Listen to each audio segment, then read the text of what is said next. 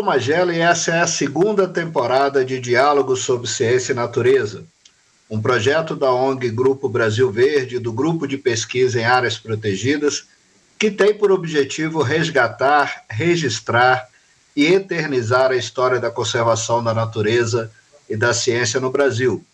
Nosso convidado de hoje é ambientalista, mestre em gestão ambiental pela Fundação Getúlio Vargas, especialista em psicanálise pelo Instituto de Psicanálise de São Paulo e extensão em economia de mudanças climáticas pela Universidade de Oxford, no Reino Unido.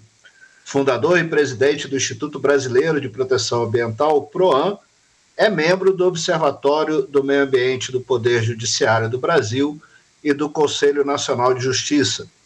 Foi conselheiro do Conselho Nacional de Meio Ambiente, o CONAMA, e coordenador do programa Metrópoles Sustentáveis, em parceria com a Organização Mundial da Saúde.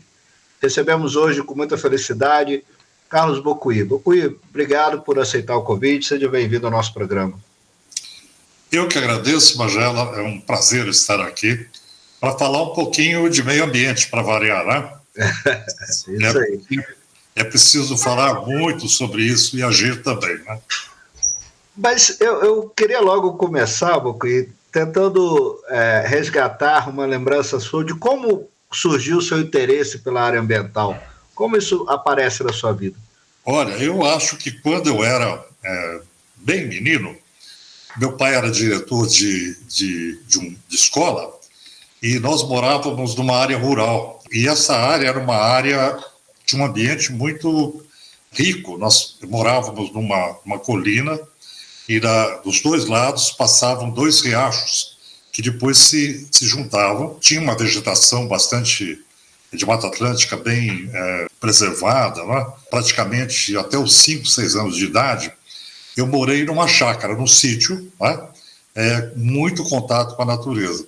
E essa vivência que eu tive, meu pai era uma pessoa que gostava muito de natureza, de animais, ele se referia à vida silvestre sempre de uma forma muito afetiva, né? Ele nos ensinava a gostar do meio ambiente.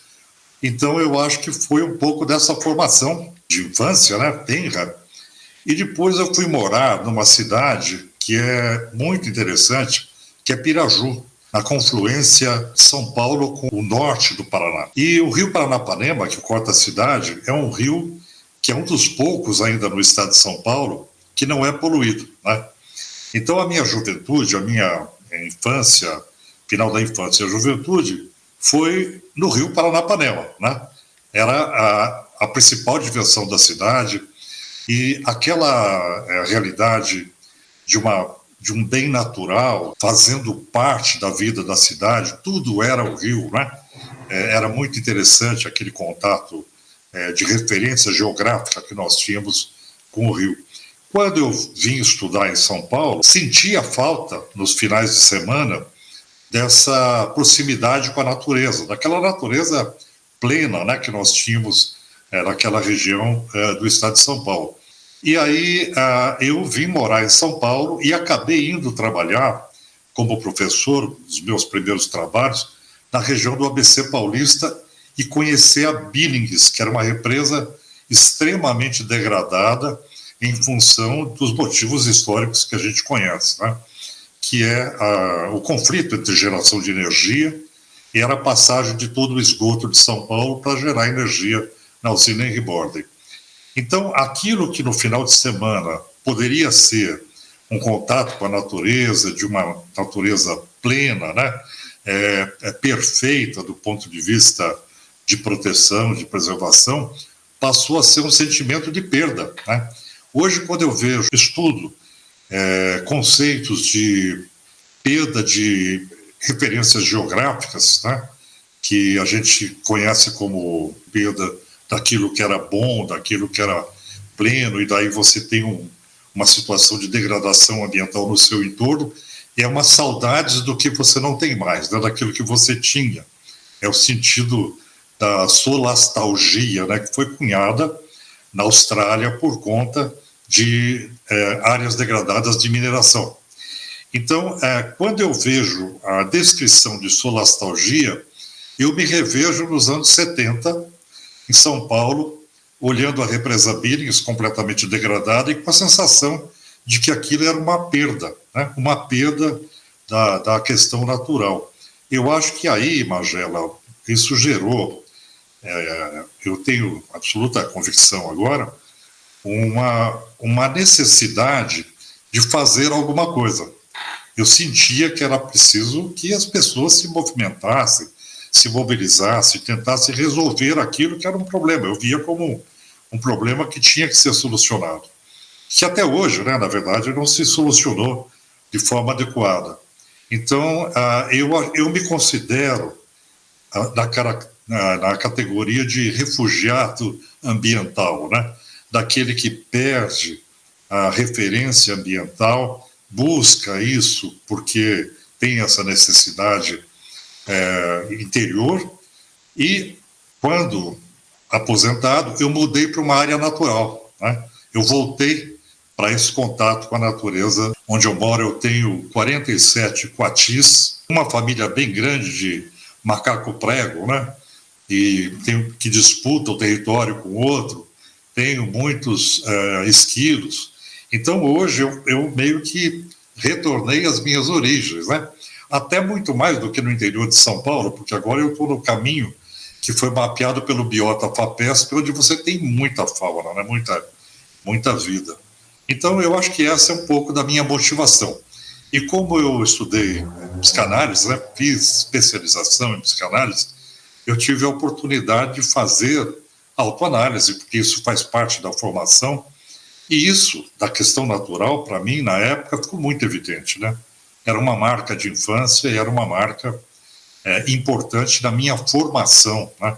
Como ser humano, para aspectos culturais, de perspectiva mesmo daquilo que se deseja para a vida, né? A natureza, ela se insere nisso e eu me insiro nela dessa forma também. E nessa época, década de 70, 80, foi uma década de muita mudança na forma de se pensar e de se olhar para a natureza. Mas também foi quando explodiram os grandes problemas ambientais. Você citou o ABC, temos o Cubatão como exemplo clássico dessa história.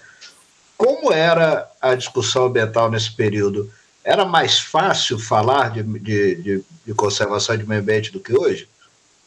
Olha, o que eu sentia, eu não era um ativista nos anos 70, eu era um simpatizante da causa ambiental. Eu comecei a me envolver na metade dos anos 80, né? Faz aí praticamente 40 anos. Nessa época, nós tínhamos assim uma coisa meio estigmatizada, né? Quem fazia defesa ambiental era uma ligação mais com a contracultura. Então, você falava de Greenpeace, dos movimentos culturais que vieram lá do final dos anos 60, início dos anos 70, que eram movimentos pacifistas e, ao mesmo tempo, isso se misturava com a proteção ambiental. Como eu não era de formação de biologia, por exemplo, que já é uma situação em que você tem uma proximidade com a ciência da natureza, né? Então, para mim, essa visão era mais cultural, né? E eu, na época, eu tinha um estúdio de gravações, sempre gostei de música, eu tinha um estúdio de produções. E eu era professor, e aí eu comecei a produzir material ambiental no estúdio, e produzia aquelas vinhetas para o Greenpeace, que eles utilizavam em rádio. Então eu acabei me envolvendo por uma circunstância também profissional, né, de simpatia pela causa, como voluntário nessa perspectiva de criação para a área ambiental, né? E aí a gente teve uma situação bastante difícil na região do ABC, onde eu morava, que foi a estagnação completa da Billings, né?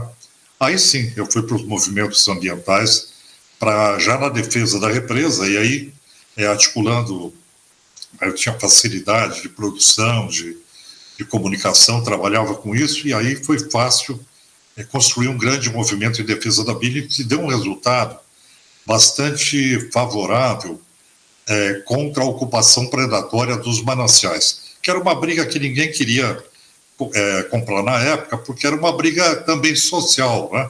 Você tinha uma ocupação desordenada por conta de ausência de projetos habitacionais, populares, e era uma coisa meio ingrata, né, onde a questão ambiental ela ficava mais elitista, né, e havia um antagonismo com a questão social. Isso foi bastante pacificado depois, houve uma compreensão. E aí, eu acho que, Magela, houve um momento que foi o momento da Rio 92. Ali houve uma linha de corte sensacional para a área ambiental, porque os meios de comunicação entenderam a mensagem, entenderam o recado. Passaram a criar editorias de meio ambiente, não é? Então foi nesse momento em que a questão cultural ambiental ela tomou uma forma de penetração social e de educação informal bastante interessante, né? E aí, daí para frente, a minha história é muito ligada a movimentos sociais, a campanhas, enfim, uma atividade bem mais intensa. Você lembrou uma contradição que era muito forte nesse período, né, que era a questão de conservação e a questão do desenvolvimento econômico, social. Havia um antagonismo nessas duas agendas. Você acha que isso melhorou hoje? Você acha que hoje entende-se melhor essa correlação entre ambiente degradado e pobreza, por exemplo? Eu acho que houve uma compreensão, né? Houve uma ampliação da compreensão com relação a isso. Por exemplo, os movimentos sociais muito fortes de esquerda naquela época, como, por exemplo, o PT, a CUT, né? A Central Única dos Trabalhadores. Eu era professor, então tinha uma vinculação com a área sindical também. Havia uma vinculação com a questão social, mas ela não se estendia à causa ambiental. Ela era social e havia um antagonismo decorrente do processo da ditadura, da marca que a ditadura deixou nos movimentos sociais, da luta pela democracia, etc. E aí, essa defesa ambiental, mais estrito sensu, ela acabou se aproximando da área de políticas sociais, porque isso aconteceu também muito fortemente na Europa. Então, os sindicatos europeus, eles vieram na frente para a esquerda, né? A CUT, no Brasil, começou a se adaptar a essa realidade depois que percebeu que havia nos movimentos europeus essa tendência, principalmente da Suécia, da Alemanha, né? Então, eu acho que foi esse momento em que houve uma aproximação das linhas de esquerda, de pensamento marxista, com as linhas ambientais. E aí você tem uma espécie de composição, né? Entendendo-se que o maior problema da pobreza é a pobreza irreversível, se você não cuidar dos elementos naturais que dão sustentação à vida, né? Eu acho que isso ficou mais claro ao longo do tempo, né? Mas eu entendo que houve um período em que o movimento ambiental era tido como um movimento elitista, né? É interessante, né? E hoje nós estamos absolutamente próximos, né, da realidade social, muito mais do que muitos movimentos sociais que se dizem de esquerda ou de extrema esquerda lutando por causas sociais, de moradia, etc., né? Porque eu creio que a compreensão da área ambiental ela é mais ampla, ela é estrutural, né? Isso nos dá mais condição, inclusive, de equacionar os problemas de uma forma mais abrangente, mais estruturante.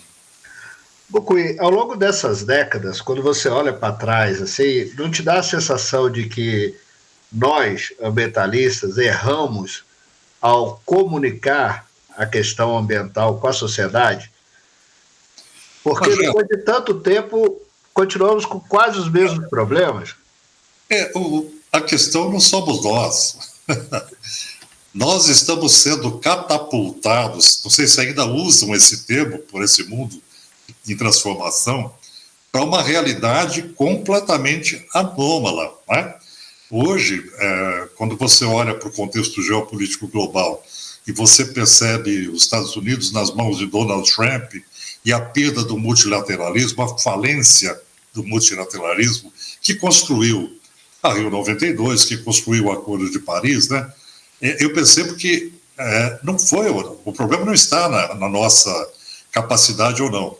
O problema está num velho modelo econômico, que você conhece muito bem, do business as usual, dos negócios como sempre foram, e que continuam sendo, né? Hoje a posição americana é absolutamente mercantilista, sem ética, né? Então, esse é o grande problema. Assim, você teve movimentos sociais que lutaram precocemente por esse aumento da consciência pública, mas nós fomos, eu diria, pioneiros.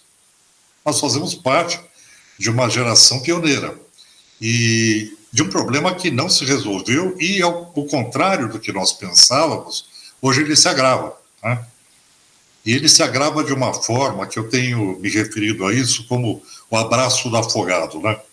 Diante das mudanças climáticas, não tem mais como negar a realidade da necessidade da proteção ambiental, etc. Então, esses extetores, né, do petróleo, dos setores de petróleo, são como um abraço de afogado, quer dizer, eles estão num processo de desaparecimento e nós estamos num processo de transformação que é inexorável. Então, eu entendo que há uma espécie de desespero nesse grito, né, que a gente percebe como backlash, como retorno, né, como retrocesso na área global, que na verdade é o último extetor, né, dessa linha que não se sustenta. E se ela se sustentar, nós, como um todo, não vamos nos sustentar na face desse planeta, né? Então, eu entendo que nós fomos pioneiros, fizemos o nosso trabalho, mas a gente hoje se encontra numa situação bastante complicada do ponto de vista geopolítico. E parte disso é a dificuldade de envolver a sociedade civil de modo geral, né? Como você vê a importância da sociedade civil para a construção de políticas públicas? Olha, eu posso falar disso de uma forma, acho que bastante interessante, porque eu pertenci durante 25 anos a conselhos ambientais. Eu entendo que a democracia brasileira ela é uma democracia que foi feita para a área ambiental. A nossa Constituição ela é ecológica e ela é democrática. Ela é as duas coisas simultaneamente. Poucos países têm essa profundidade de compreensão da proteção do meio ambiente para as futuras gerações, etc. Então, essa transformação do Brasil na legislação, da consolidação da política nacional do meio ambiente, é algo que é descolado da nossa realidade social, não é? Você tem um avanço da área normativa, da legislação. No final de uma ditadura, em menos de 10 anos, o Brasil se transforma, estava destruindo a Amazônia com a Transamazônica na época, de repente surge a Política Nacional do Meio Ambiente, de repente o Brasil promulga uma lei da Política Nacional do Meio Ambiente em 81, depois isso vira parte da Constituição, e aí o Brasil se transforma no maior líder global com a Rio 92, né?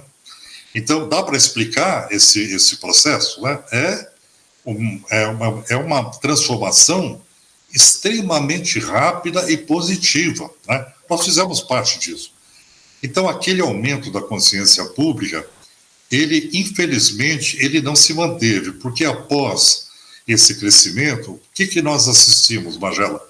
Nós assistimos o recrudescimento das forças econômicas, do lucro, dessa questão predatória que a gente conhece, eles se instrumentalizaram, não é?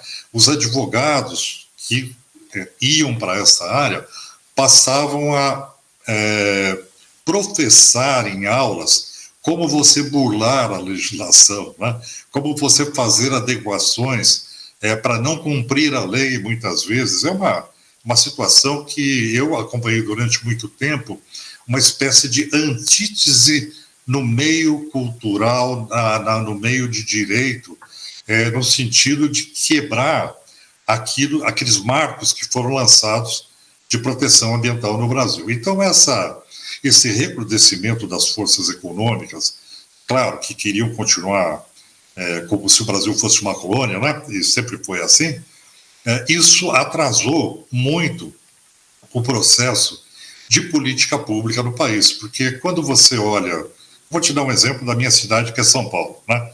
Hoje eu não sou mais da natureza lá do interior, eu vivi minha vida toda na metrópole praticamente. Então você tem um planejamento de uma cidade como São Paulo, que ele acontece pelo setor econômico antes que os governos assumam. Quando o governo assume, ele já tem encomendas, digamos assim, ou dentro do próprio governo, isso já está definido como diretriz, determinadas alterações no plano diretor que são produzidos pelo setor econômico, pelo setor rodoviário hoje, que atua muito intensamente também, vide o Rodoanel na cidade de São Paulo. Então, o que se percebe é que ainda essas forças, elas são muito fortes e, por outro lado, isso afeta o planejamento. O planejamento ele fica na dinâmica predatória. A única forma de você atuar nesse processo mais efetivamente é o licenciamento ambiental, que a gente viu agora, o que acabou acontecendo com praticamente uma liberação no sentido de permite-se o licenciamento autodeclaratório, que nessa realidade que eu estou descrevendo aqui não faz o maior sentido, porque o grau de desconformidade na área de planejamento é imenso. Então você tira a única salvaguarda que a gente tinha, que era o licenciamento ambiental. O resumo da ópera nós tivemos uma transformação cultural, mas ela não foi introjetada na média da consciência pública a ponto de provocar um estado de consciência comum que provocasse um salto, uma mudança de comportamento desejável. Então, a gente vive continuamente no embate com esses setores que aí sempre estiveram, né? E eu acho que isso responde um pouco a sua pergunta anterior, né? Se a gente errou ou não. A gente continua, na verdade, fazendo resistência para tentar mudar o processo que não se muda de forma estrutural. E como surgiu o PROAN? Em que contexto? Como foi essa criação dessa organização? Nesse contexto, o PROAN ele é bem interessante porque ele surge como uma entidade para fazer a diferença na política pública, né? Nós éramos conselheiros do Conselho Estadual do Meio Ambiente, oriundos de diversas ONGs, e nós decidimos formar uma entidade forte, uma entidade que tivesse representatividade, que tivesse aporte científico, que tivesse projetos em termos de política pública, no sentido de saber quais as alterações você precisaria ter no Brasil no aspecto normativo, né? Tanto que a primeira ação nossa, e foi bastante expressiva, foi a alteração dos padrões de qualidade do ar do Brasil. Nós mudamos em São Paulo, no estado de São Paulo, e depois propusemos no CONAMA. E naquela época eu já era conselheiro do Conselho Nacional do Meio Ambiente e conseguimos mudar a resolução, que acabou sendo judicializada, foi para o Supremo, porque ela se mostrou ineficiente do ponto de vista protetivo, né? Então, o PROAN ele surgiu como um êmbolo de política pública. Nós propusemos o Tratado dos Rios Voadores para o Mercosul porque a Argentina, Paraguai, Uruguai dependem da Amazônia para sua sobrevivência hídrica, né? Então, esse foi um elemento importante também. Nós escrevemos o termo de referência para a água como direito humano fundamental, e aí tem um componente social forte. Nós fizemos um debate comparando São Paulo, Buenos Aires e Cidade do México, o programa chamado Metrópoles Saudáveis, com apoio da Organização Mundial da Saúde, que fez uma vinculação entre o meio ambiente construído e esse meio ambiente construído, a que ponto ele pode ser saudável e deve ser saudável, né? Muito antes de se falar em cidades sustentáveis, cidades saudáveis, nós já tínhamos essa percepção, porque o PROAN foi fundado em São Paulo, né? Então, eu diria que o PROAN ele surge nesse contexto de lacuna de política pública, de necessidade de atualização, e nós sempre atuamos nessa área. Hoje, a principal perspectiva é a adaptação climática, né? Nós estamos trabalhando muito fortemente na área de adaptação climática. E uma área que é muito interessante para o futuro, porque nós estamos passando por esse processo quase que inexorável, que é de tratar da ecoansiedade no Brasil, né? Nos Estados Unidos, os consultórios psiquiátricos estão cheios de problema de ansiedade aguda e de pessoas que se manifestam como portadores de ecoansiedade, né? Diante das mudanças climáticas, né? É muito interessante isso, porque o bombardeio de informação sobre mudanças climáticas provoca uma situação muito interessante, que é a sensação de perda de futuro, que a velha solastalgia que a gente tinha lá atrás, com a questão da mineração, questões mais localizadas, é que, de repente, você encontra num contexto bem mais amplo, né, global, e que merece uma atenção. Para se ter uma ideia, eu tive um encontro ano passado em Cambridge, na Universidade de Cambridge, com vários especialistas, e a proposta é fazermos um direcionamento para que a Organização Mundial da Saúde recomende aos países membros políticas para tratamento da ecoansiedade. Não só no âmbito do Acordo de Paris, porque isso não foi tratado em nenhum momento no Acordo de Paris, mas que isso seja colocado como uma necessidade para a área de saúde pública dos Estados-membros.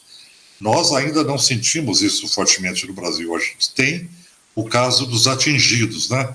Mas, no contexto atual, essa perspectiva de ecoansiedade atingir a sociedade mais fortemente é inexorável, né? Porque você tem uma perda de qualidade ambiental, um agravamento da situação e a inação das sociedades, né? Quer dizer, o mundo não reage devidamente para isso. Então, esse é um lado agora eu diria, da geração de conhecimento mesmo, que ela tem que ser ampliada para que a gente possa semear as políticas ambientais para essa área. Você citou aí o direito da água, né? Que é um tema que você já trabalha há muito tempo. Qual a importância do reconhecimento desses direitos que nós chamamos de difusos, né? Para a construção de uma sociedade sustentável? Olha, a água, ela é muito interessante, porque quando nós começamos a trabalhar com a questão da água como pauta, a minha instituição, na época, era a campanha Bilhos, Eu Te Quero Viva, nós implementamos no Brasil o primeiro Dia Mundial da Água, em 1994. E nós vinculamos essa comemoração à ciência, ao direito, né? A ciência, direito e comunicação. Nós fizemos um evento que foi caracterizado pela presença da SBPC, da Ordem dos Advogados do Brasil, da Associação Brasileira de Imprensa e movimentos sociais. A compreensão na época, Magela, é que a água ela não era finita. A compreensão das pessoas, inclusive no geral, é que a água ela existia, estava ali, ia sempre estar ali. Foi muito difícil demonstrar que a água é um recurso finito, né? E que você tem que cuidar dela para que ela não venha a faltar. E essa compreensão, ela tinha ainda uma resistência muito grande, é interessante registrar isso, nas linhas editoriais de jornais grandes, poderosos do Brasil, nas suas linhas editoriais, mesmo após a Conferência Rio 92, eles ainda tinham editorias onde a área ambiental estava subordinada à área econômica. E é muito interessante esse aspecto, porque, na verdade, a área ambiental ela deve estar liderando todas as áreas de conhecimento, por ser multissetorial, né? Transdisciplinar, seria o local mais apropriado no contexto, mas havia dentro de um jornal você tem uma editoria, que é a editoria de jornalismo, e você tem o setor econômico que cuida das finanças. Esse sempre foi o grande embate nos meios de comunicação internos, né? No jornal em que prevalece a área econômica, a linha editorial ela acaba sendo subjugada por esses interesses. E nos jornais onde você tem a redação mais independente, mais livre, de jornalismo mais maduro, eu diria dessa forma, você tem uma linha mais equilibrada e mais próxima da sustentabilidade, né? E isso até hoje. Hoje ainda isso é claro por conta de uma ascendência da direita, né, esses elementos de direita que se colocam muito claramente, e que isso acaba acirrando esse papel do negacionismo, né? Mas quebrar esse paradigma da água foi bem difícil, e eu acho que eu posso até precisar para você quando os grandes jornais começaram a admitir nos seus editoriais que a água é um recurso finito e nós temos que cuidar dela. 96, 97. Apesar da Rio 92. Né? Pois é, eu acho que o discurso ambiental ele não ocorreu com a mesma velocidade. Eu tenho conversado com várias pessoas, né? E uma coisa que chama atenção, quando a gente percebe os movimentos hoje, as agendas de hoje clássicas, né? O movimento antirracista, o LGBT, outros movimentos assim, eu não consigo perceber no movimento ambientalista a mesma intensidade que esses outros movimentos têm hoje. Será que eles são hoje o que nós éramos lá na década de 80 e 90? Eu acho que uma espécie de força que dominou a mídia, dominou a sociedade, foi a possibilidade de indução que a Rio 92 trouxe. Acho que aquele foi um momento em que a gente teve um avanço muito grande. Mas os movimentos que são de movimentos sociais, você tem movimentos por moradia, você tem movimentos por gênero, por raça. Todos esses movimentos, eles têm uma característica que é o interesse pessoal de quem está no movimento de resolver um problema seu pessoal também, porque é uma questão de gênero, de raça e sexo, o que for. E aí a área ambiental, como você mesmo falou, é uma questão difusa, né? A gente está lutando por algo que não é meu, não é seu, não é nosso, nem é da nossa geração só, é da futura também. Então, eu diria que a demanda ambiental ela é muito mais difusa, né? E por ser difusa, muitas vezes você tem que dar materialidade para ela. Então, eu sempre digo isso, que o movimento ambiental ele funciona quando ele é temático.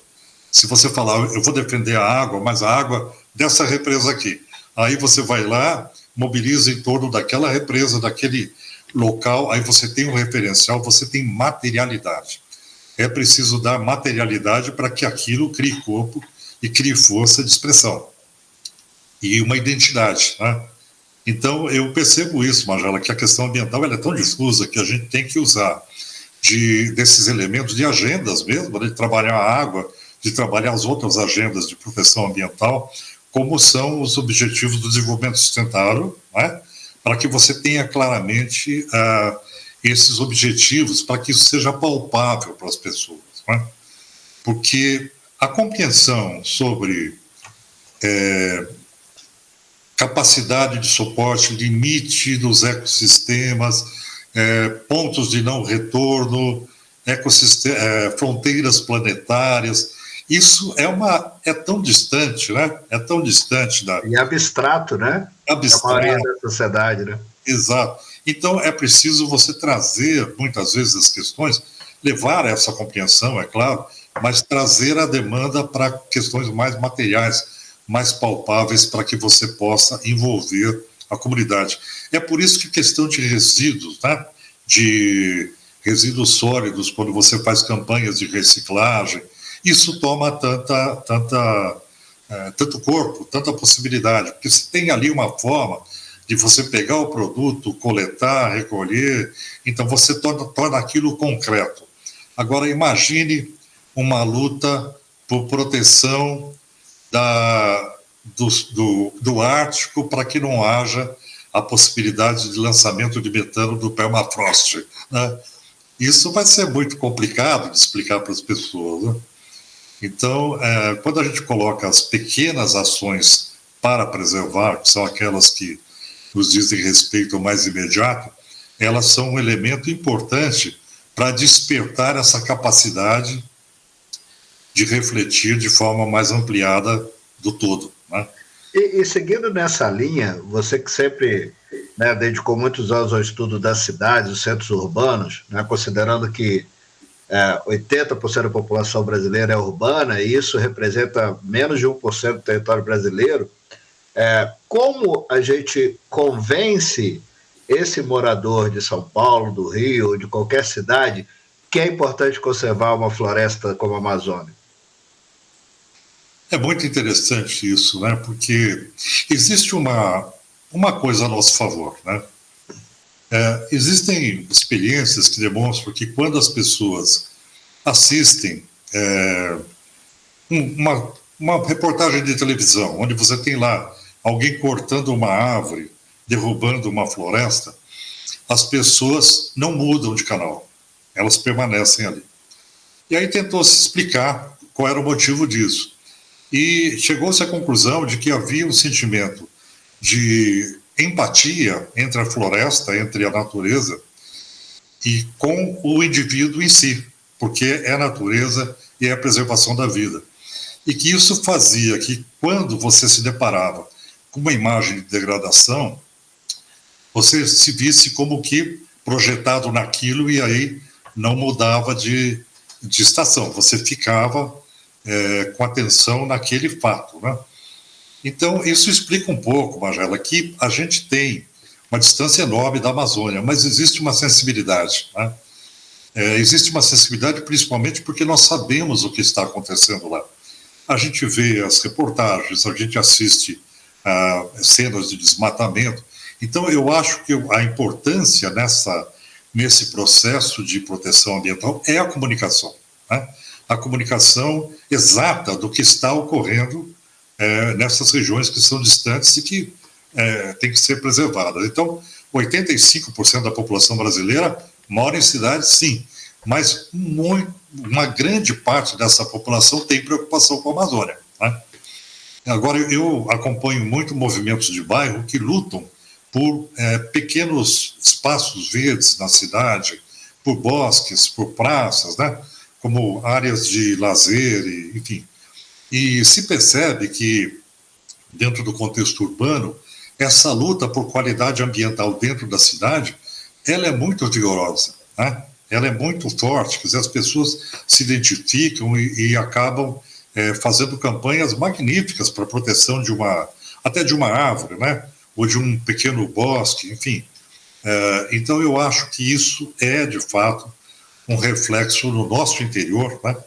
De vida humana, né? E que isso faz com que a gente tenha uma sensação de empatia com essas questões, né? Agora, o grande papel, não resta dúvida, para a proteção ambiental e para a transformação da sociedade é a comunicação. Ótimo. Essa reflexão... bom, eu queria aproveitar um pouco do seu expertise enquanto psicanalista também. Tem uma passagem, não sei se você deve conhecer o livro Colapso, do professor Jared Diamond, sim, onde ele faz uma reflexão sobre por que algumas sociedades prosperaram e outras desapareceram. E numa palestra dele, uma vez, ele conta, né, que os alunos dele tinham muita dificuldade de entender o caso de Páscoa, por exemplo, o que a pessoa que cortou a última árvore da Ilha de Páscoa estava pensando, né? Pô, ele está acabando com o próprio recurso. E eu te pergunto se isso é uma limitação evolutiva da nossa mente. Nós temos a limitação de perceber que o que nós estamos fazendo hoje vai nos impactar a médio e longo prazo? Olha, eu acho que é uma evolução da consciência humana, né? À medida que a sociedade vai evoluindo, ela vai adquirindo conhecimento, e esse conhecimento, se você pensar, por exemplo, no que Hegel dizia sobre a média das consciências humanas para uma transformação, isso praticamente responde à sua pergunta, né? Para não cortar a última árvore, você teria que ter uma média de consciências que dissessem não pode cortar essa árvore, né? E Felizmente, no Brasil, a gente tem a Constituição brasileira. As áreas protegidas são áreas protegidas. Quer dizer, para chegar no ponto de você reconhecer, como José Bonifácio dizia lá, né, em 1820, né, praticamente, e colocava essa questão da destruição das florestas do Brasil, ele era um visionário naquela época, né? Mas a partir agora da metade do século XX, isso já se tornou evidente para a ciência, inclusive, né? Então, essa transformação, esse reconhecimento da importância natural, eu acho que ela vem da ciência e do aumento da consciência humana com relação a essa percepção. E isso se transforma em lei, né? Mais do que conhecimento, se transforma em lei, legislação. E aí temos que cumpri-lo, né? Eu acho que é isso que nós estamos... E eu estou esperando, Magela, a hora que a questão climática for lei internacional e tiver que ser cumprida. E a Câmara Interamericana de Direitos Humanos acaba de dizer isso, que os Estados-membros, eles têm, e é o OEA, né, são 28 estados, eles têm que se adequar à questão ambiental porque é um direito humano.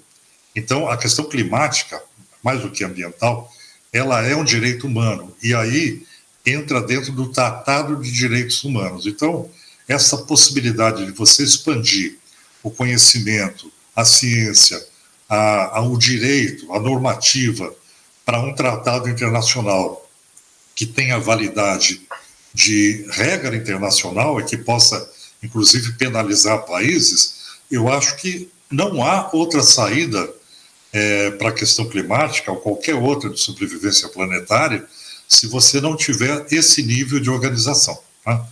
E, infelizmente, o que nós estamos assistindo hoje é a desordem, né, desse processo quando você olha para a posição mercantilista norte-americana, né?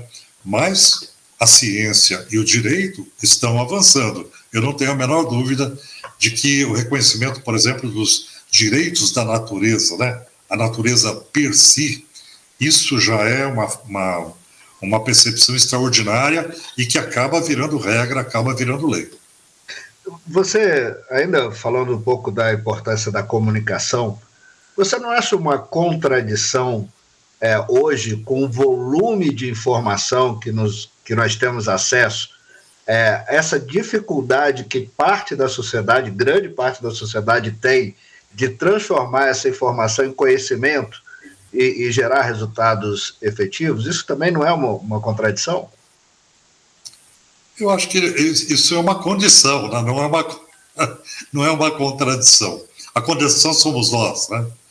Porque essa condição de acesso a todo tipo de informação boa, má e também até de ciência, né? Que eu hoje, quando eu procuro, pesquiso alguma coisa, é tão fácil você encontrar, né, em teses, e você traduz na hora do alemão. Quer dizer, são coisas que a gente tem tanta facilidade para fazer, isso nos ajuda tanto, né?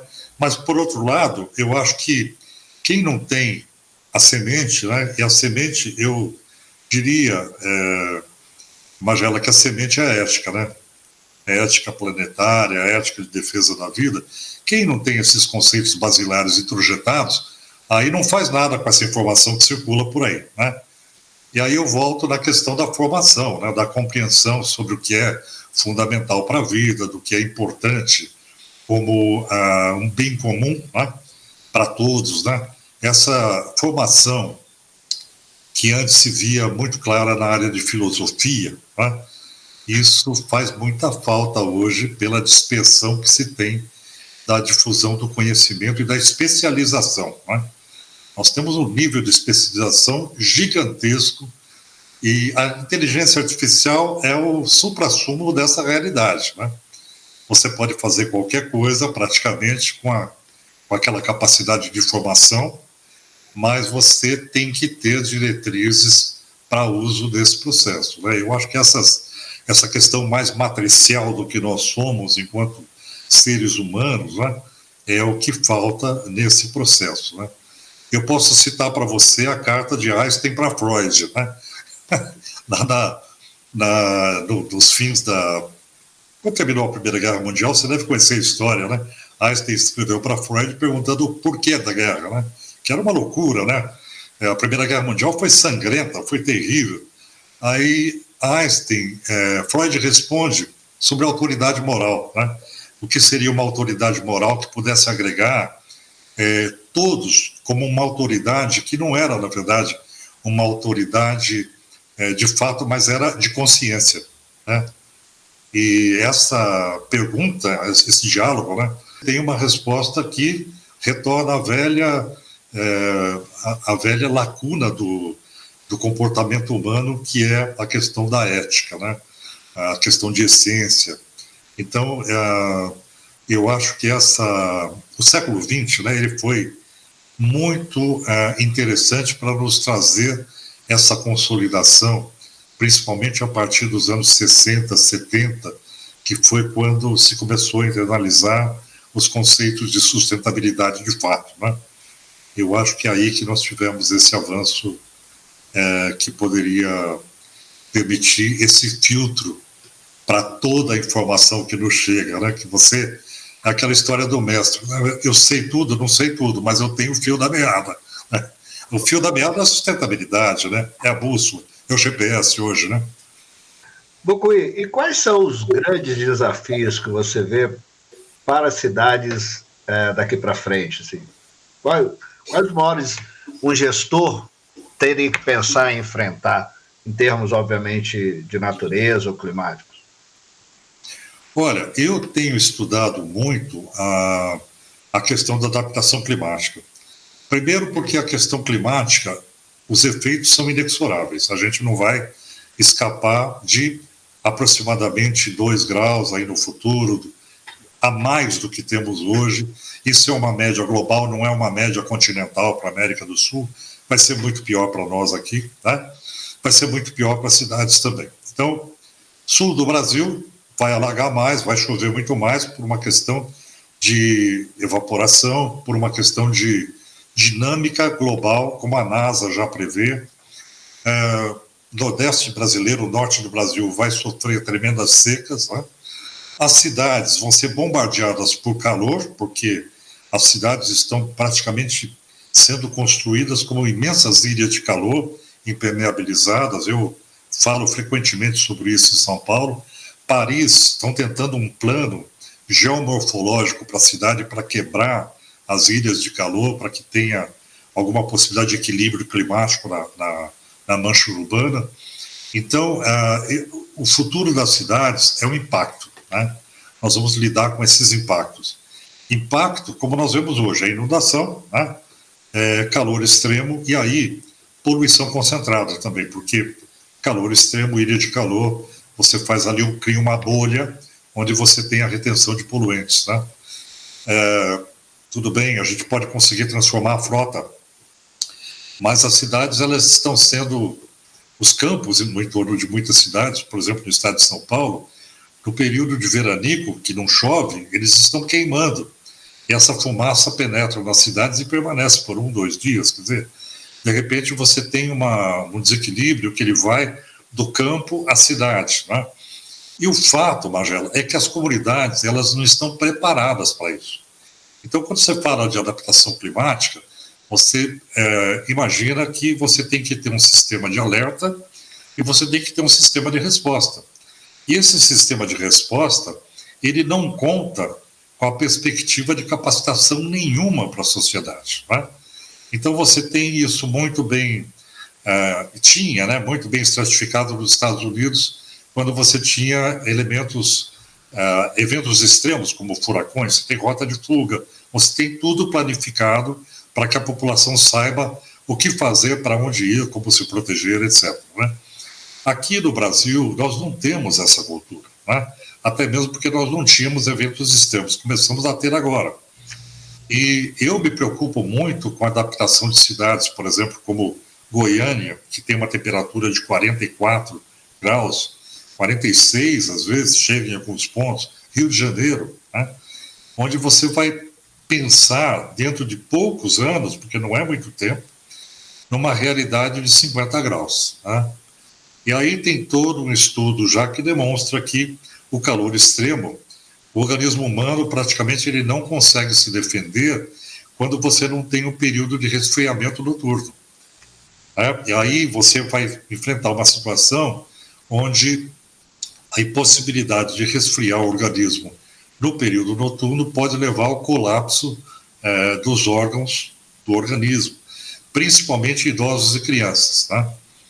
Então, esses desafios que não são claros ainda, mas que estão próximos de acontecer, eles merecem uma transformação do meio ambiente urbano que tem que começar ontem, imediatamente. Isso não começou. Então, essa realidade da adaptação climática me parece uma das maiores prioridades que a gente tem no Brasil, porque a inércia das sociedades para conter o aquecimento global é um fato. A gente não consegue lidar com esses monstros gigantescos de produção de petróleo e que vão querer continuar a sua lucratividade. E isso vai custar muito caro, vai custar muitas vidas. Então a gente vai ter que fazer essa preparação. Eu não percebo, mesmo na cidade de São Paulo, que é um centro de excelência em termos de conhecimento, de ciência, nós temos tanta coisa boa de geração de conhecimento, e isso não consegue permear a política pública. Então, eu diria para você que é um desafio gigantesco essa transformação. É isso, ignorar essa perspectiva na construção de planos diretores, de planejamento, é um grande equívoco de gestão pública, né? E você acha, aproveitando, você acha que as defesas civis estão preparadas para esse desafio? Não estão. Porque, primeiro, você lida com um grau de imprevisibilidade muito alto, Então, quando os meteorologistas disseram, olha, rasguem a série histórica porque não vai mais servir de métrica daqui para frente, as defesas civis, elas são muito focadas naquilo que sempre foi pauta da defesa civil. Incêndio e deslizamento de encostas, inundações periódicas. Então, é focada numa escala que eu diria ainda amigável, porque é a escala da série histórica. Então, isso não permitiu ainda a construção de uma defesa civil que tivesse uma percepção da incerteza radical que nós estamos lidando, que é essa incerteza climática e que não tem solução porque existe uma incerteza política, geopolítica global, e nós não vamos conseguir resolver isso também. Então, essa necessidade de construção de conhecimento de defesa civil e também de estruturas nesse sentido é uma questão que não começou ainda no Brasil. Você tem debates teóricos, mas, na verdade, você tem prefeituras que não têm departamentos especializados, eles têm geotecnia, têm conhecimento geotécnico, têm cartas geotécnicas, mas não tem gente preparada o suficiente para construir essa defesa civil como ela deve ser construída para uma emergência. Então, isso está por fazer. Esse é um dos pontos de trabalho do PROAN hoje, é construir esse modelo de adaptação. Bocuí, os efeitos das mudanças climáticas refletem na desigualdade social? Quer dizer, os efeitos são desiguais também? Claro. Aí que a gente fala de vulnerabilidades, Os grupos mais vulneráveis, por exemplo, se você considerar calor extremo, é claro, quem não tem ar-condicionado vai ser vitimado bem mais rapidamente do que quem tem, quem mora em fundo de vale, quem mora em costas, sempre é atingido muito mais pelas chuvas intensas. Eu tenho discutido muito isso com a Defensoria Pública. O que define a Defensoria Pública em relação ao Ministério Público é que eles entram para atuar na área ambiental quando você tem grupos vulneráveis. Senão, a competência deles não permite essa inserção. É uma questão de competência. E aí é muito importante o papel da Defensoria Pública no Brasil para ajudar na construção de defesa civil voltada aos mais vulneráveis. E aí, Magela, você imagine o calor de 45, 50 graus, e uma família morando num telhado de zinco, debaixo de um telhado de zinco, como tem no Rio de Janeiro, e tem milhares e milhares, né? Então, são questões que são de extrema relevância do ponto de vista de proteção da saúde, né? De proteção da vida. E nós vamos ter que enfrentar essa questão, né? Então, a sua pergunta é mais ou menos óbvia. Não tem como dizer que os mais vulneráveis não serão atingidos. Eles são os mais vulneráveis, os hipovulneráveis, né? E, independente da realização da COP no Brasil esse ano, qual é o papel do Brasil no combate às mudanças climáticas e o fato dessa mega diversidade que nós temos, não só diversidade de fauna e flora, mas diversidade cultural, diversidade social, enfim, toda essa riqueza, por outro lado, torna o Brasil, traz uma fragilidade maior ao Brasil? Sem dúvida. Eu acho que o Brasil, por conta da sua riqueza biofísica, bioquímica e das suas populações vulneráveis, o Brasil é extremamente vulnerável para a questão climática. Mas o Brasil ganha nesse contexto que tem o DNA ambiental. Então é diferente quando uma nação que não tem praticamente florestas faz a defesa de florestas, e o Brasil fazendo isso com essa mega biodiversidade que tem, detentor da maior do mundo, né, em termos de massa florestal e de biodiversidade. Quer dizer, o Brasil é um líder natural, porque é o DNA do Brasil. É o DNA dele. Ele não está fazendo mais nada do que exercer a sua personalidade de DNA. Né? Agora, me causa muita preocupação quando o Brasil começa a fazer o discurso fóssil, né, do petróleo, com todo esse potencial que tem, né, e a gente vê o Brasil caminhando para ser o quarto maior exportador de petróleo, é a ambição que se tem, né? Entra para a OPEP como observador, mas já começa a fazer um discurso de quem faz parte da OPEP, de mercado, né? Fazendo tantas concessões de poços de petróleo. Então, eu creio que o Brasil, ele traz consigo esse DNA, né, ambiental gigantesco, faz parte dele, mas ele está se perdendo numa espécie de esquizofrenia econômica do business as usual, né? Ele fica dividido entre essas duas personalidades, e é por isso que você vê Marina Silva de um lado, o ministro de Minas e Energia do outro, o ministro da Agricultura de outro, não é? Porque a economia brasileira não se diversifica, o Brasil continua sendo produtor primário, né? Commodities, mineração, e quer ser de petróleo também, né? Então, eu diria que, apesar de toda a pujança de vida biológica que o Brasil tem, o Brasil ainda faz de forma estrutural, não na forma teórica que ela aparece para fazer marketing, mas de forma estrutural o Brasil se comporta como um país profundamente ligado ao business as usual. Ele é isso hoje, né?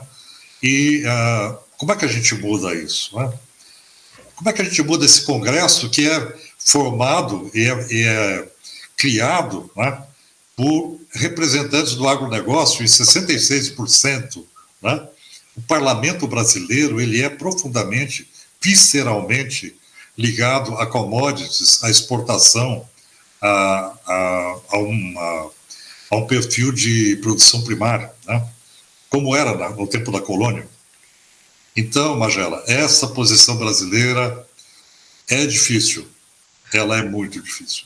Então, você acha que é preciso mudar radicalmente, pensar num novo modelo econômico? Porque quando a gente lembra, por exemplo, os dois estados brasileiros mais bem preservados, Amapá e Roraima, são os dois mais pobres também. Não parece uma coisa ilógica, né? Uma riqueza gigante que não se traduz em benefícios para a sociedade? Pois é. Eu acho que o Brasil ele não fez o que a Índia fez, por exemplo. A Índia, ela pegou o barco da tecnologia. Dificilmente você encontra hoje uma universidade na Europa ou nos Estados Unidos que não tem um indiano trabalhando na área de informática, né? É incrível como eles exportaram especialistas em informática para o mundo todo. Então, o Brasil, usando isso como um exemplo só de tipo de desenvolvimento que você pode ter para um país, o Brasil ele não diversificou a sua economia. Ele não fez isso. Ele não está fazendo isso.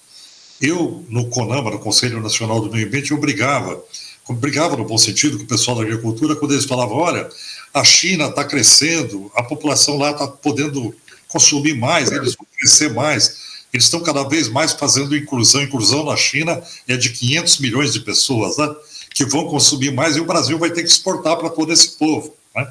Então, essa era o argumento do pessoal da agricultura, dos representantes da agricultura, dentro do Conselho Nacional do Meio Ambiente.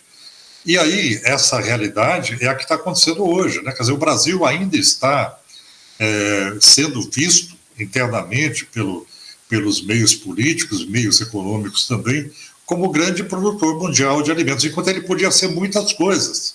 Ele poderia ser isso também, mas ele poderia, ao mesmo tempo, ter diversificado a sua economia com muito mais tecnologia. Por exemplo, São Paulo, a região de Campinas, ela se projetava para ser um centro tecnológico extraordinário.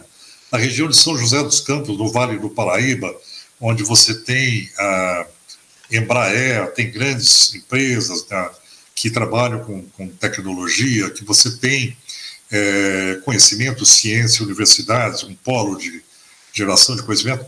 Essas regiões não receberam a atenção suficiente para fazer com que isso se desenvolvesse de fato a ponto de influenciar a política pública no Brasil de diversificação de economia, né? Polos tecnológicos, etc. Polos tecnológicos da boa tecnologia, né? Daquela tecnologia que nós entendemos como ambientalmente sustentável, correta. Então, eu acho que essa perda de capacidade brasileira de transformação da sua economia, ficando vinculada à própria característica de produção do território, acabou levando a um atraso do Brasil no cenário internacional. E eu receio que essa baixa diversificação tecnológica, que não ocorreu, ela produziu um outro elemento, que é o elemento da governança, da gestão brasileira, onde você tem um parlamento que ele é constituído praticamente por esses setores, que é o poder, né? O poder econômico que se concentra nessa área. Você tem o executivo, que é obrigado a abrigar esses setores também para ter governabilidade de uma frente ampla, que eu discordo absolutamente, porque acaba sendo uma frente que não leva a lugar nenhum, só o desastre, né? E, por outro lado, quando você não tem planejamento e você tem desregramento, você tem apenas a resistência de um judiciário. O que o judiciário é? É recursal, ele não planeja, ele não faz política pública. Então, dos poderes que Montesquieu pensava para você ter uma democracia madura, equilibrada, diversificada, com vários poderes, a gente não atinge a dinâmica necessária do planejamento. E a gente tem uma dinâmica de descaracterização através da perda normativa que hoje, notoriamente, está ocorrendo. Então, o Brasil, hoje, ele caminha em direção ao precipício, né? Ele não caminha em direção à saída, mas ele caminha em direção ao caos, infelizmente. Ô Cui, você participou de algumas conferências das partes das COPs do clima. Eu queria que você fizesse uma análise para a gente sobre a função dessas conferências e quais são os grandes desafios que a gente tem para chegar a documentos que traduzam em realidades claras para a sociedade. Olha, a Conferência do Clima é um bom exemplo disso, né? Eu participei da Conferência de Paris, eu fui indicado como membro da delegação brasileira porque eu era membro do CONAMA, do Conselho Nacional, eu era o representante nacional das ONGs na época e acabei indo com essa condição Isso me deu muita percepção por dentro do processo. O Brasil perdeu uma oportunidade maravilhosa, que foi a conferência que ela permitia que se cobrasse dos países do hemisfério norte, Estados Unidos, Canadá, Suécia, Noruega, Finlândia, Rússia, a proteção do Ártico para evitar o permafrost.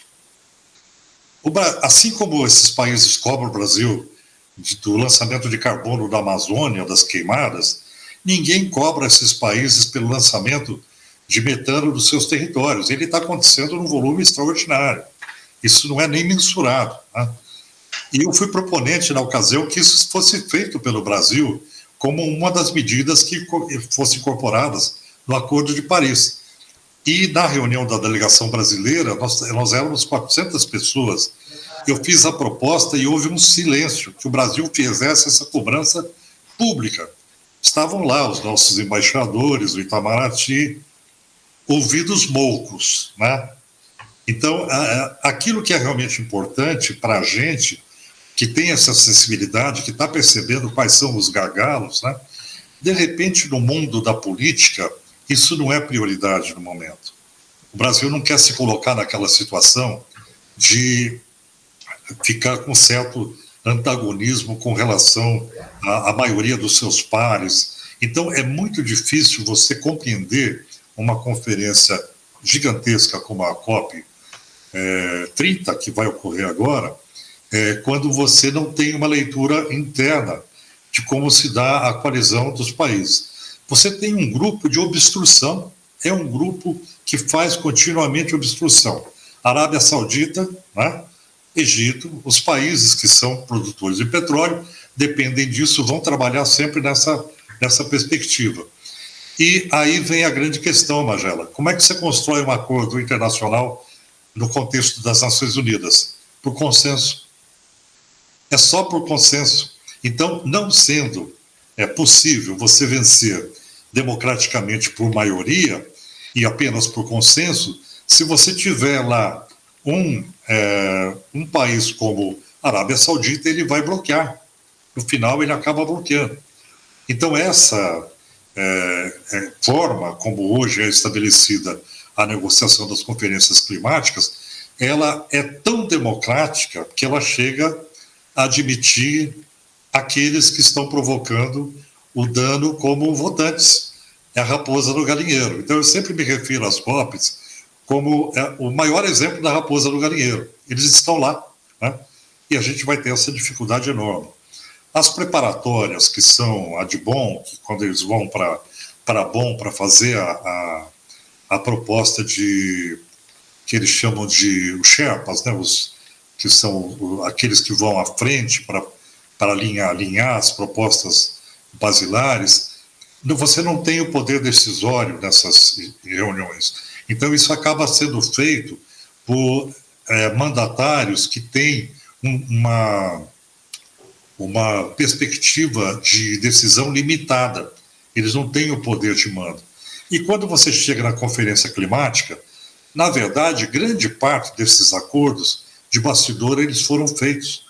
Então, você não tem na conferência climática, de fato, um elemento que possa trazer uma surpresa, né? Uma surpresa positiva, porque todo esse cenário já está praticamente desenhado nesse processo que ocorre aos poucos.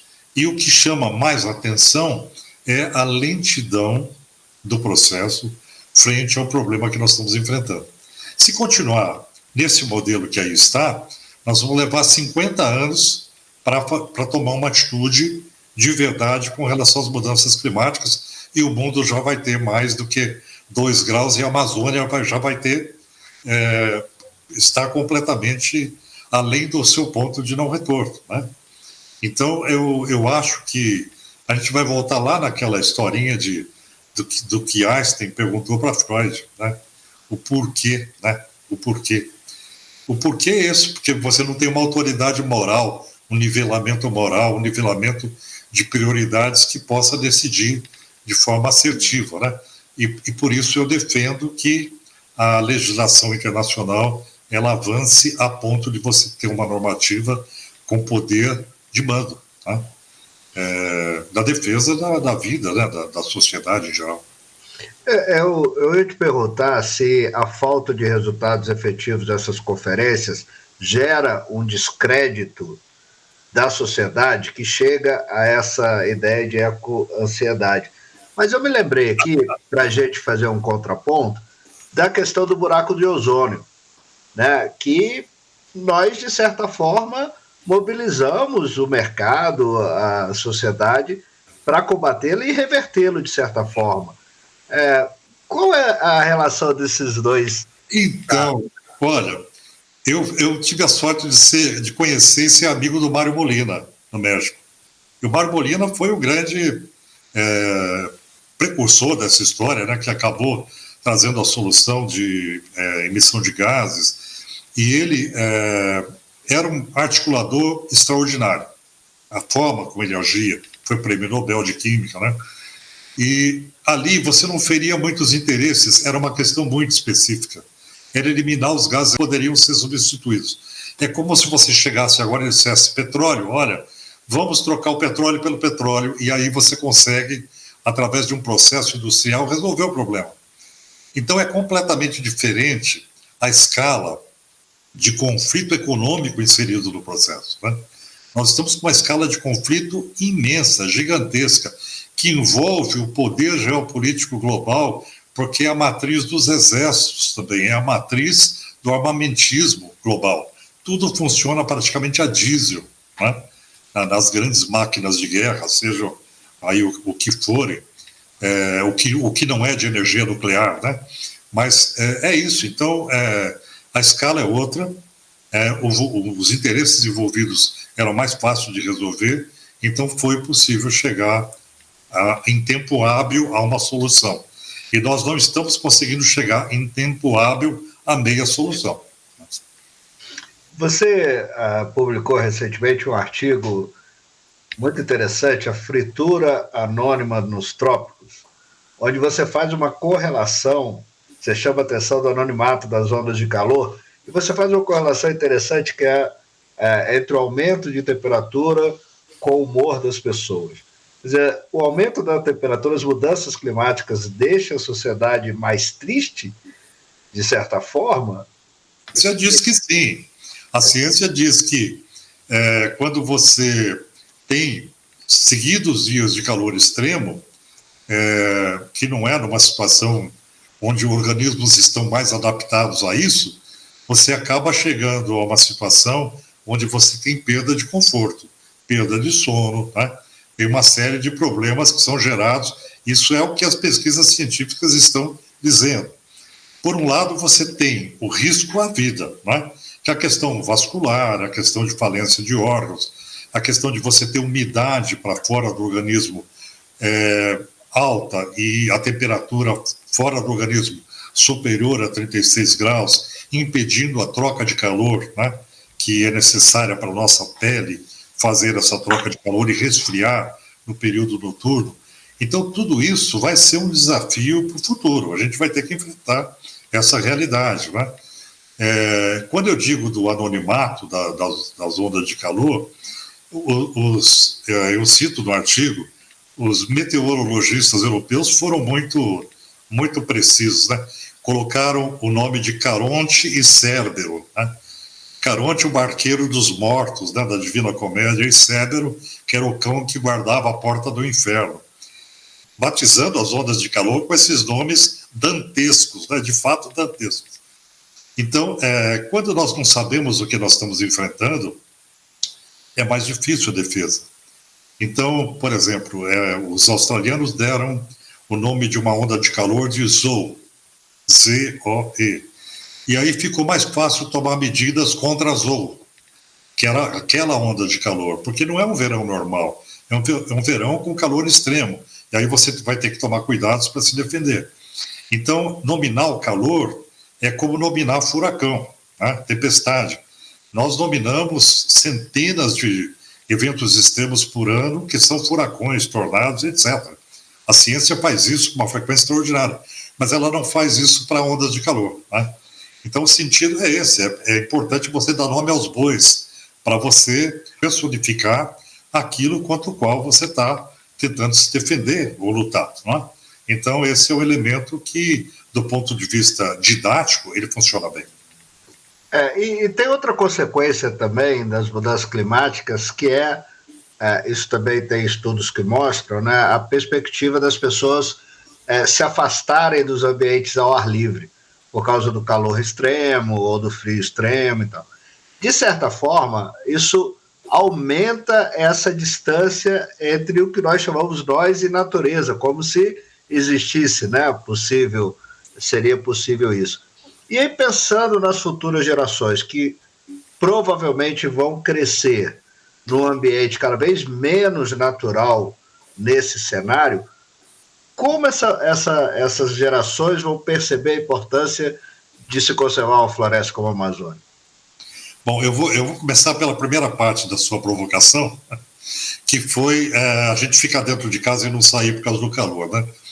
Magela, isso é um desafio que a gente nem conseguiu dimensionar ainda, porque você tem uma assistência de saúde para os idosos, né?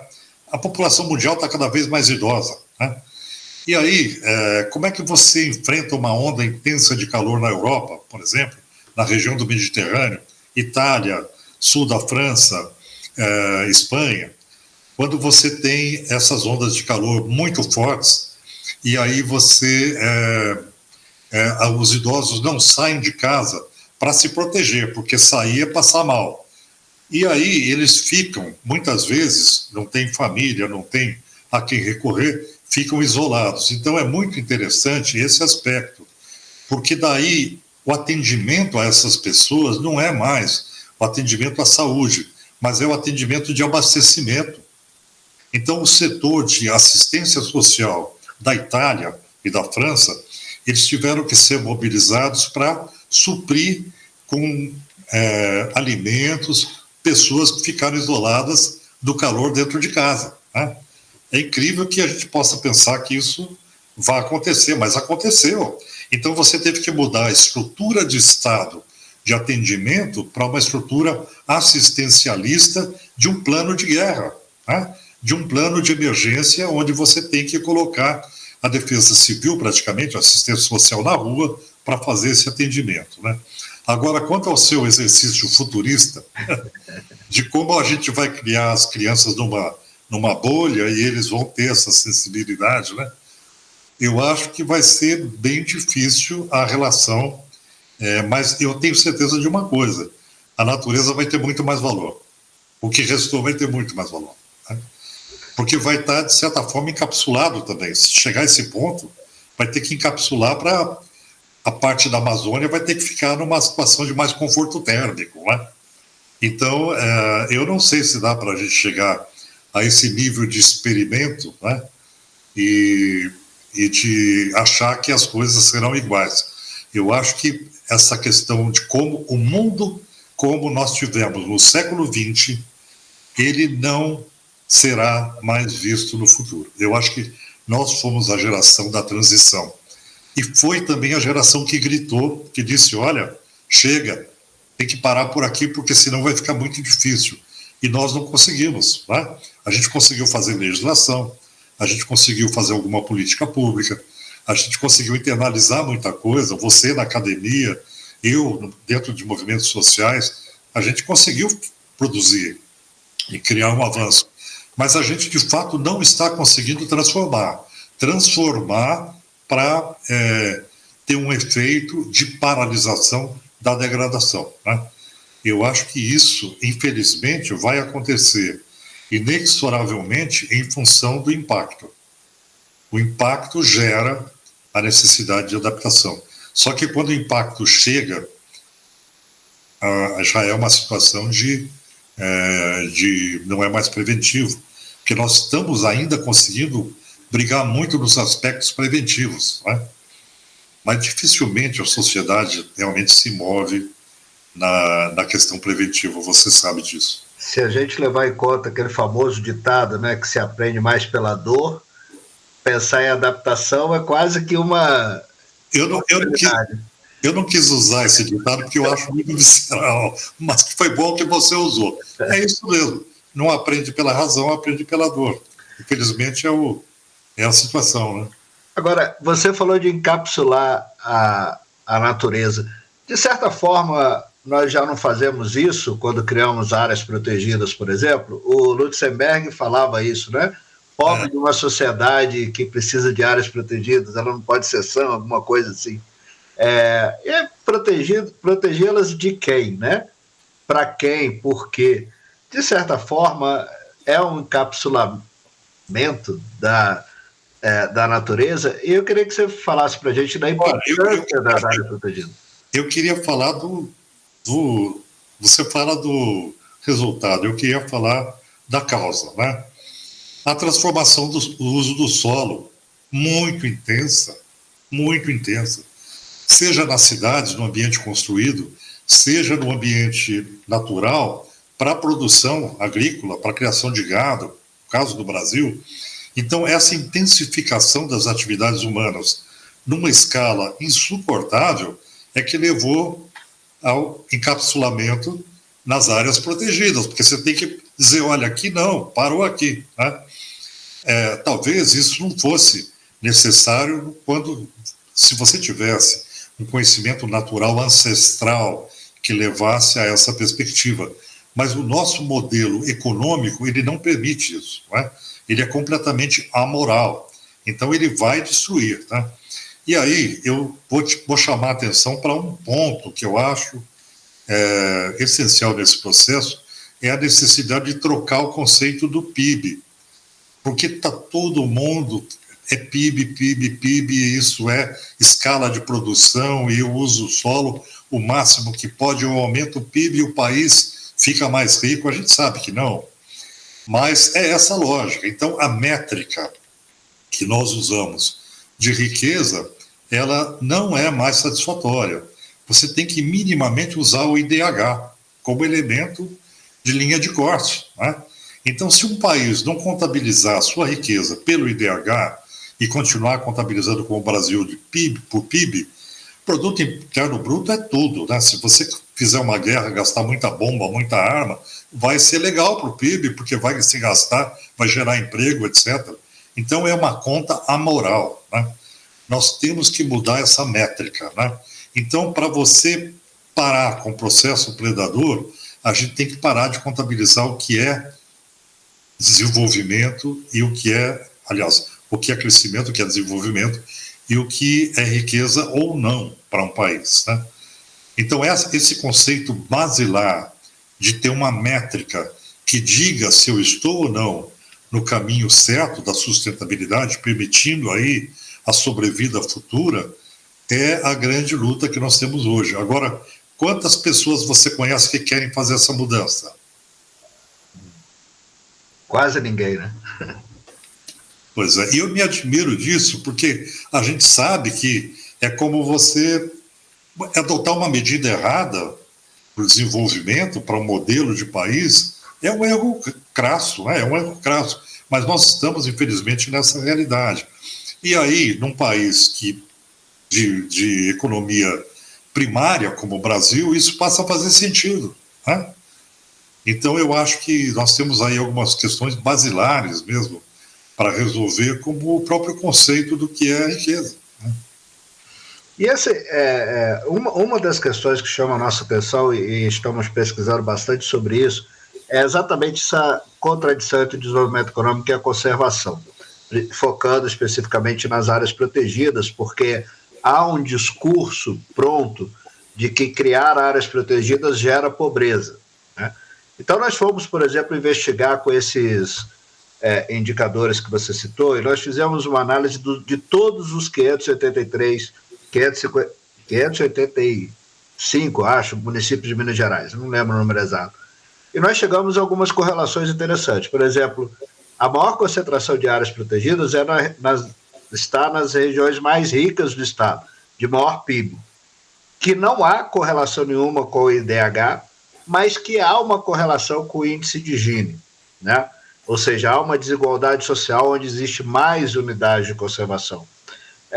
Você acha que essa leitura nos traz a percepção de que a conservação da natureza também acaba sendo um ativo econômico importante para alguns setores da sociedade, né, que se apropriam dos recursos naturais que são altamente protegidos nas áreas protegidas? Quer dizer, se eu usar uma água cuja nascente está dentro de uma área protegida, é muito mais barato e muito mais eficaz.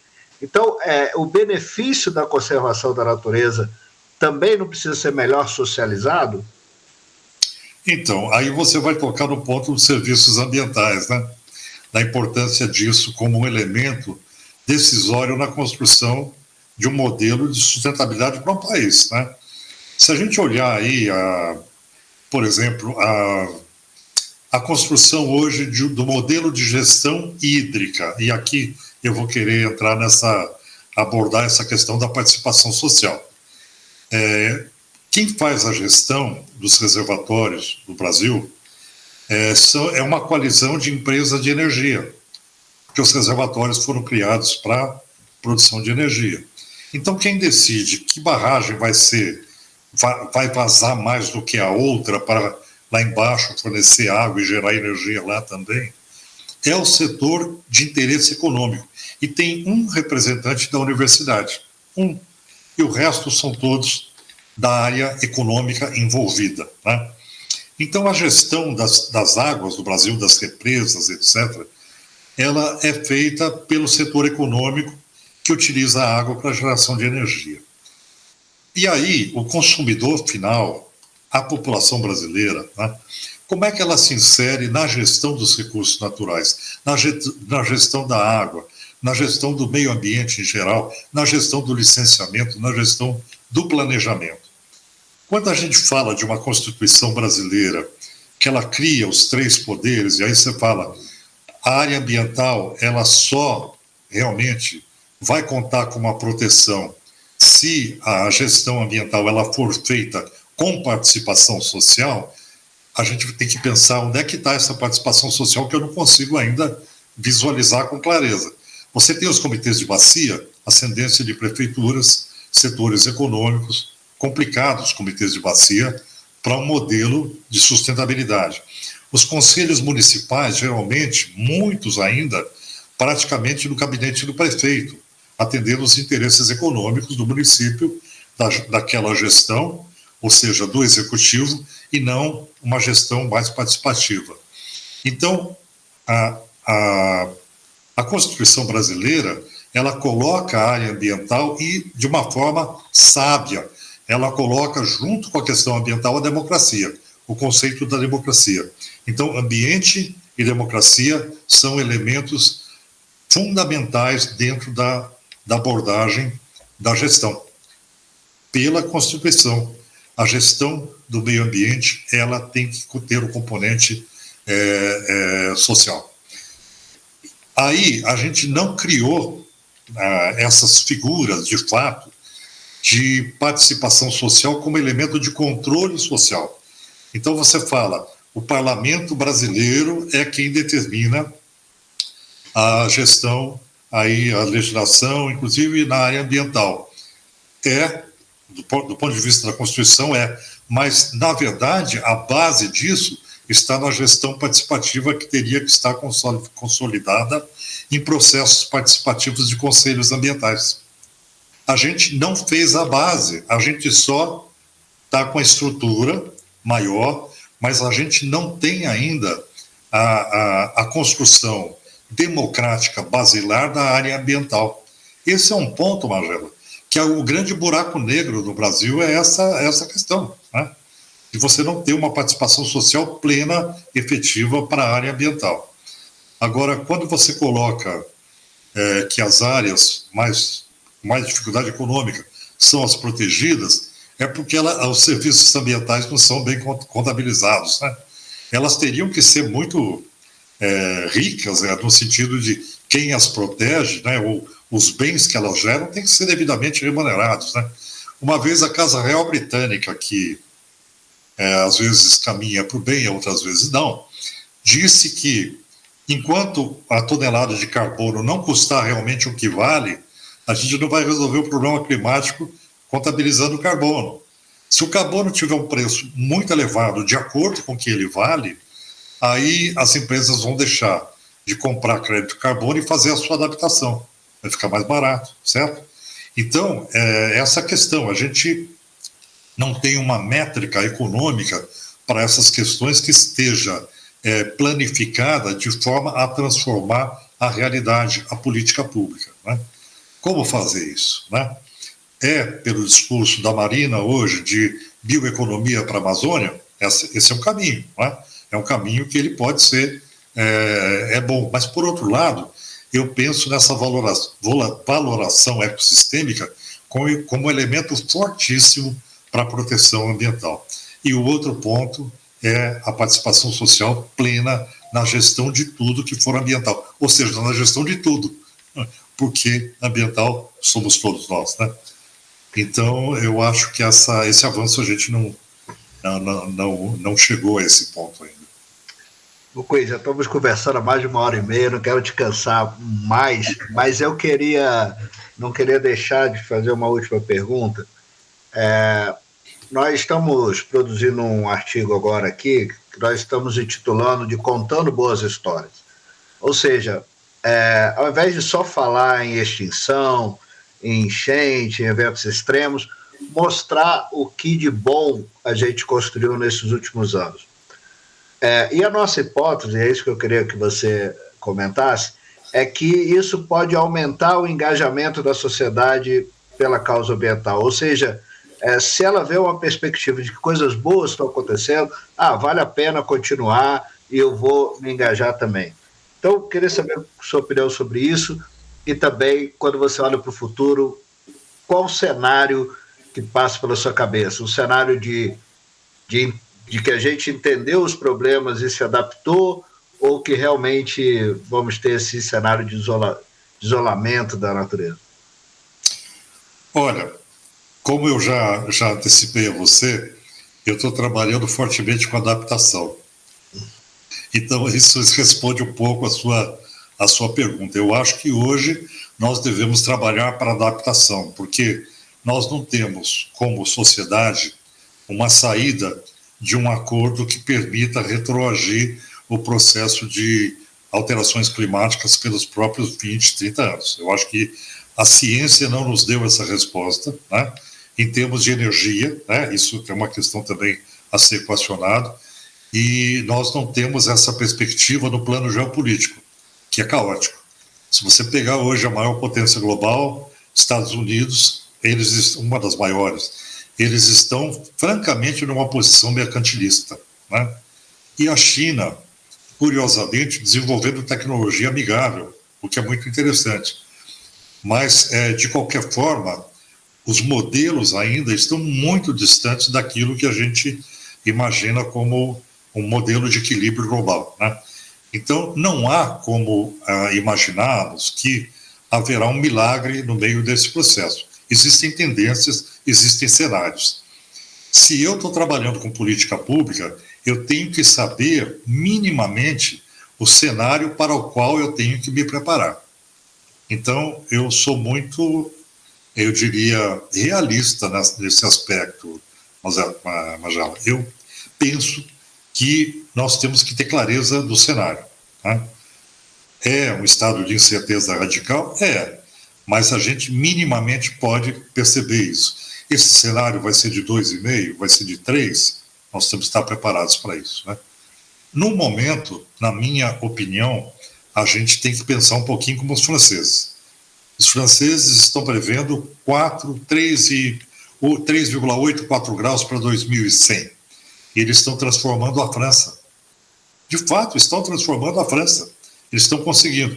Tem alguns setores, como o do agronegócio, que resiste lá, porque não se torna tão competitivo no mercado internacional, mas eles estão fazendo. Então, algumas culturas, algumas sociedades estão avançando bastante. O plano de adaptação de Paris é um plano fantástico. Está acontecendo, eles estão fazendo, né? Mas, quando eu olho aqui para o meu Brasil, para a minha realidade, e vejo a cidade onde eu moro, que é São Paulo, né? destruindo agora a única área verde da Zona Leste, que é a maior ilha de calor gigantesca, que acho que só tem igual na Cidade do México, para fazer um piscinão, né? Porque não chove mais no entorno de São Paulo. A área de calor chama a chuva pela baixa pressão, a chuva se precipita sobre as áreas que estão completamente impermeabilizadas e vai chover onde não deve, não chove nos mananciais. Há um deslocamento das chuvas, né? Então, quando eu vejo essa realidade que é completamente antagônica ao desejável para você se preparar num país tropical como o nosso, né, que a tendência ao calor maior é muito evidente, eu me preocupo com a nossa adaptação. Eu não tenho como ter outra expectativa senão fazer um bom processo de construir adaptação climática. Maravilha. Bocuí, muito obrigado pela sua atenção, pela sua gentileza, doar seu tempo aí, que é sempre muito requisitado. A gente te acompanha aí nas mídias, né? Estou sempre produzindo, sempre escrevendo, e sempre bom te ouvir. Espero que você tenha gostado também. E, enfim, obrigado mesmo pela sua disponibilidade. Eu que agradeço, e eu fico muito feliz porque eu me sinto provocado quando converso com você. E eu gosto de ser provocado porque isso faz parte, né, do nosso desafio, né? Maravilha. Muito obrigado pelo convite. Foi um prazer, Bocuí. Pessoal, esse foi mais um Diálogo sobre Ciência e Natureza. Toda semana um entrevistado ou uma entrevistada nova aqui para a gente conversar e refletir, principalmente sobre o futuro da sociedade. Obrigado, então. Boa noite.